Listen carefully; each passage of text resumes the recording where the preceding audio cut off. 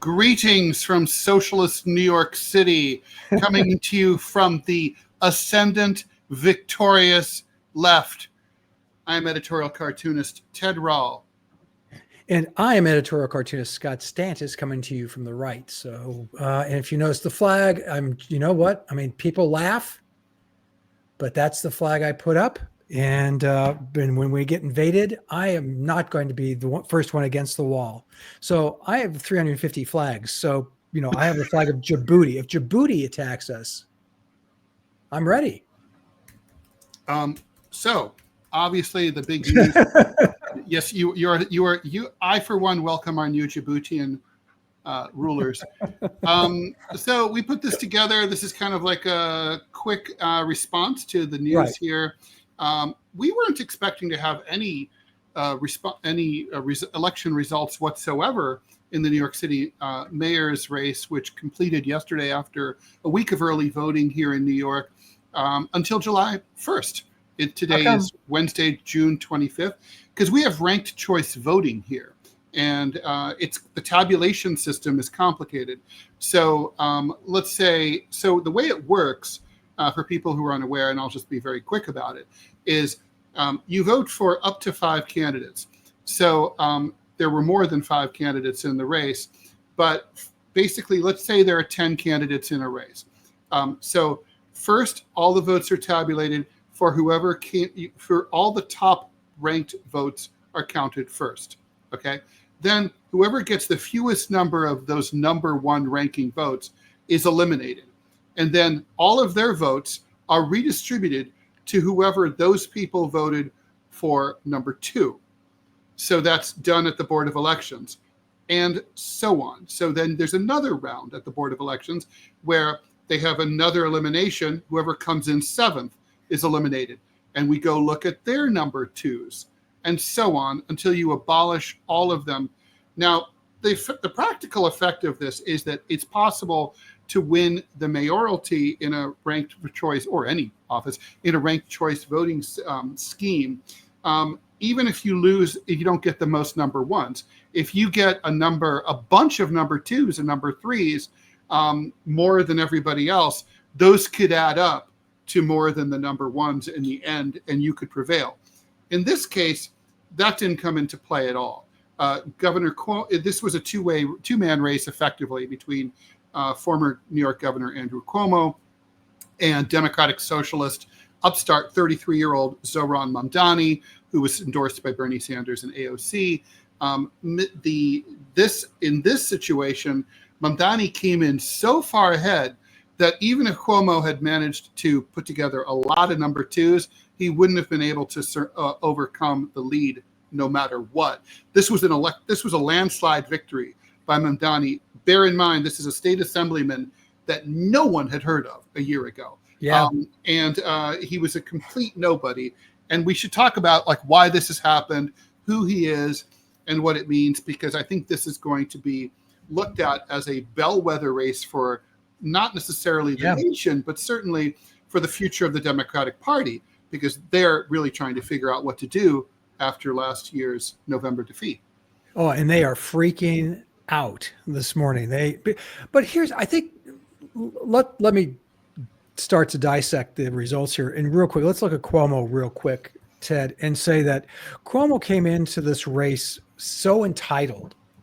You know, it's just like, oh, I'm going to march in and save New York City. Well, that almost never works in practical politics. The fact is that Cuomo came in with this sense of entitlement. Do you remember Jeb? Jeb, like Liza, but it was J-E-B with an exclamation point. By the way, it's also weird that's not actually his real name, right? Well, there's a lot of weird things about that family. That's an acronym. Is it? Yeah, it's like something like John Edward Bush or something. Oh, well, anyway, so Jeb was going to skate or do extremely well in the primaries in 2016. Wah, wah. When you run for office, especially high public office, like mayor of New York, like president of the United States, you have to want it. You have to live, drink, and eat it. This is something, and Ted, you mentioned something in our podcast just a few days ago that Cuomo actually hates New York City. At least that was your impression. Yes, he's often talked about how he doesn't like New York. Well, And Mamdani is he's a New Yorker through and through, lives in Queens, was among his campaign events. He did the polar bear swim at Coney Island in Brooklyn this past January. Brisk. Although with climate change, no big deal. Not like it used to be. The Chicago polar bear plunge is still pretty brutal. That's hardcore. And nothing really beats the Russian polar bear swims in Lake St. Petersburg. But I digress. So, so he didn't like, look, it's interesting. Yeah, we should talk a little bit about what happened with Cuomo. I mean, Cuomo, obviously his name was raked through the mud due to the sex charges against him that I think were pretty credible. He had over a dozen accusers. One or two could be lying bitches, but once you hit 12, looking at you, Bill Cosby, I'm kind of believing the women, right? So that didn't help him. He didn't seem to have any humility. He didn't even manage to thread that needle of, hey, if I offended you, if I didn't know, if I'd known you didn't want my hand up your skirt, I wish I'd read you. I'd read you better. None of that, right? Like, I'm sorry if you feel bad, but I don't think that's what did him in. I think when you and I talked about the upcoming mayoral race like over a year ago, I think you were a little surprised when I said, "Oh, it's Cuomo is the odds-on favorite," and it kind of looked like Cuomo was trying to replicate the Jerry Brown model when he decided after the governor, his period in the California governor's mansion, to go and become mayor of Oakland, California. That was different because there's nothing sexy about being the mayor of Oakland. That's a city with a lot of big problems. Yeah. And that felt like, I'm an experienced man. I'm going to give back to the community with my experience and fight hard for people who are beleaguered and need help. That felt like a good guy. Andrew Cuomo felt like entitled. And it was kind of like a year and a half ago, we're still reeling from COVID. And I think the sense was with, Asian ladies being pushed in front of subways, teams of looters going through Soho and, emptying out the pharmacies.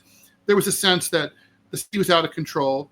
It still is, but there was a sense that like we need a big, mean Italian guy to come in and knock some heads. And that guy was Andrew Cuomo. And I said, I really see how this could work. But then he failed to recognize just how pissed off people are here. I mean, if you're going to have old ladies being pushed in front of the subway, your rents shouldn't be going up. You live in a shithole. Your rent should be going down. But your rents are going up, even though, half the buildings are empty in the city. The fix is in. It feels corrupt. The sitting mayor is corrupt. He was basically pardoned by Trump and everything got like dropped. But New Yorkers haven't forgotten. They have long memories. And they're really pissed off about prices. Mamdani made his entire race about high rents and high prices. And also, but I don't think that put him over the end. I think in the end, what put him over the finish line was the fact that the establishment lined up behind Cuomo. I swear to God, if Cuomo could go back in time, he probably would give up those endorsements by establishment people like the Clintons, and he would just, in the New York Times, and just go it alone. He might have won. The New York Times thing was absolutely brutal. The New York Times stopped making local endorsements in 2021. Yet, as a workaround, they couldn't resist, and they wrote an anti-endorsement. They literally said, vote for anyone you want. Even Paperboy Love Bandit, or whatever the fuck his name is, vote for anyone you want, not Mamdani, because he's so scary. I wasn't going to vote for Mamdani necessarily. I thought he's 33 years old. He's very inexperienced. He's only served in the state legislature for 4 years. He's wet behind the ears. But when I read that editorial, I was like, holy shit. The powers that be, the elites, the corporatists in the Democratic Party and in this city, the business interests, are terrified of Mamdani. He's got my vote, and I've talked to lots of other New Yorkers who agree with me. Well, clearly, and the Republican nominee is I forget, head of the founder of the Guardian Angels talk show host, Curtis Sliwa.